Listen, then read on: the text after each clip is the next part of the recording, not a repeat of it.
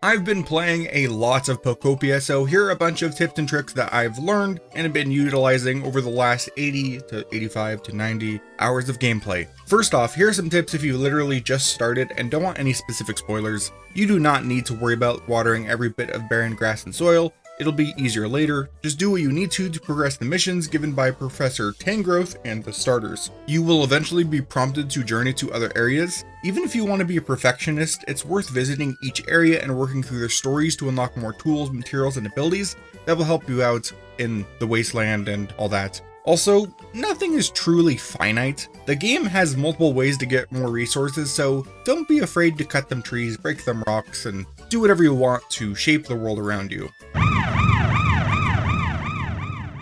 Now, let's say that you've been playing some more and you've started to explore multiple areas and want to be more efficient. If you're finding destroying and placing blocks to be a bit finicky, you can hold ZL to kind of focus in, and your character will maintain their angle and move along with the world's grid, making destruction and construction a little easier. Additionally, since this is a Switch 2 game, it does support mouse controls, which allow you to destroy and place objects farther away, basically wherever you're hovering over on screen. It's pretty self-explanatory, but I know that some people won't even think to try it, so if you want some more precision, there you go. Just note, focus mode works with a later transformation, if you know you know, and mouse controls does not work with that transformation, so you gotta give and take there. Also, when building a Pokemon's habitat, you don't need to recreate the image you see in the decks perfectly, you just need to have all of the required objects touch each other, so they can be placed in a line, in a square, side by side. They just can't be diagonal. It may be beneficial to set up a storage system. Once you have the recipes for a larger chest and picture frames, you can pretty easily make something like this, where just about every category of thing has its own space, which should, over time, help you avoid confusion and frustration when trying to track down certain items that you've stored but don't know where.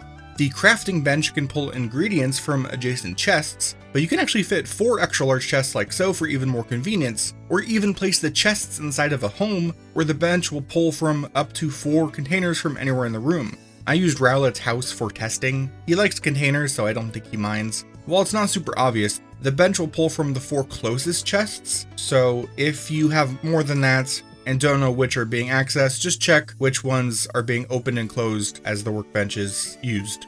Also, I should note that the game will have drops remain on the ground, I think even when you leave and come back to an area, not super sure on that one, but there is a limit as to how many items can be on the ground at one time. I demolished a part of a dream island, and it turns out, I'm not counting all those, but you can see them disappear in real time as new item drops are created. So keep that in mind if you're demolishing something particularly expensive or hard to build and don't want to lose materials. When building homes, it's important to know the bare minimum required to designate a livable space. The game detects this by checking that there is one door and then a continuous ring of blocks. The floor plan requires at least 4 blocks, and they can't be in a single line, and at max you can have 60 blocks. That creates an empty house, which can then be livable if you have 1 decoration item, 1 toy item, and 1 relaxation item. Speaking of houses, you should know that the game has a limit on how many Pokemon can be in a given area at once. The number is around 30. Beyond that,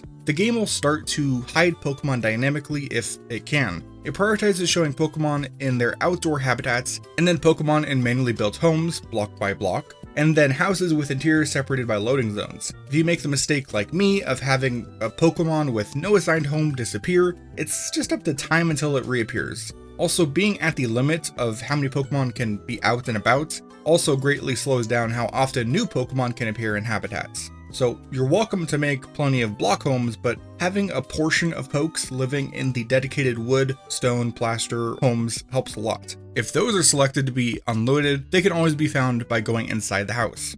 Otherwise, you can always force a Pokemon to appear by spreading honey on their designated home. For farming, you're expected to water the plants, but you could also just have water flowing or stationary around blocks to hydrate them, or you can use sprinklers initially found in the Rocky Ridge area. These need to be within just 4 blocks of water in a straight line. The ground between the water and sprinkler does not need to be filled in or solid, and I even saw a Reddit post of sprinklers being near water so they're active, and then placed below soil to invisibly keep an entire section hydrated. If you go with channels of water, you can place wooden slats, metal grates, or concrete thingies to cover the water, preventing objects from falling in. Also, you can harvest any plant by using the cut ability and then vacuuming it up, rather than picking them one by one, which has a downside of sometimes picking up nearby furniture. Speaking of abilities, when you eat certain crafted foods, your abilities will get stronger, but not always in the way you might expect.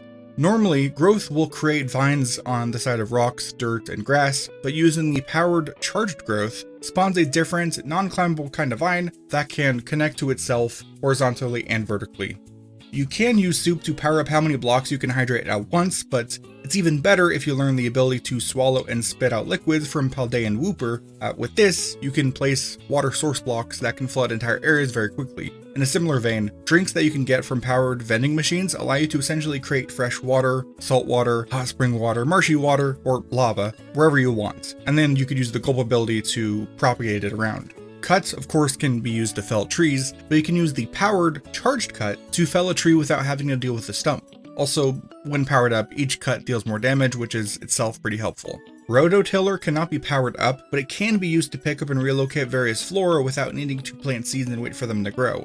It's also one of the only ways you can get plants onto blocks they can't grow on. Also, once you have the Poke Center, don't overlook the 3D printer on the left. You can use your camera and swap modes over with the corresponding button to get a reference of a given object. It can then be duplicated at the 3D printer using either normal or rare Pokemetals. This works on crafted objects as well as trees, flowers, and so on. If an object is painted, the 3D printer will produce that specific painted item. This might not be the most efficient way to do it, but it's an option.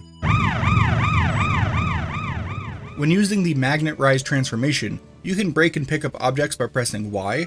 This will destroy boulders, metal scrap piles, trees, ore, and so on, putting the resulting stone, metal, wood, and ore into your inventory. Pressing and hold Y will instead pick up the entire item, which means you can pick up entire trees, boulders, even the seaweed, which otherwise can never be placed. If you're familiar with Minecraft, it's kind of like normal mining versus using a pickaxe with Silk Touch.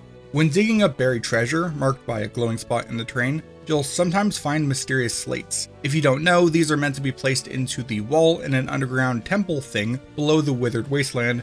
If you place or just rotate the block, you'll see the unique unknown symbol, which you can match to the one on the wall, flip it back around, and place. If you get a glow and sound effect, it means it's locked in and in the correct spot. The Tink Master is incredibly helpful with reducing the time of building projects. With her help, a large house that fits 4 people will take an hour rather than a day, and while preparing a building for moving will still take 15 minutes, rebuilding it with her help will only take 4. Also, if you're curious, you can in fact relocate the Pokemon Center. The only caveat is that you need to have the Pokemon Center empty, so if you're seeing this in the few days left with the event where Pokemon's in it, you'll have to time travel around to avoid that.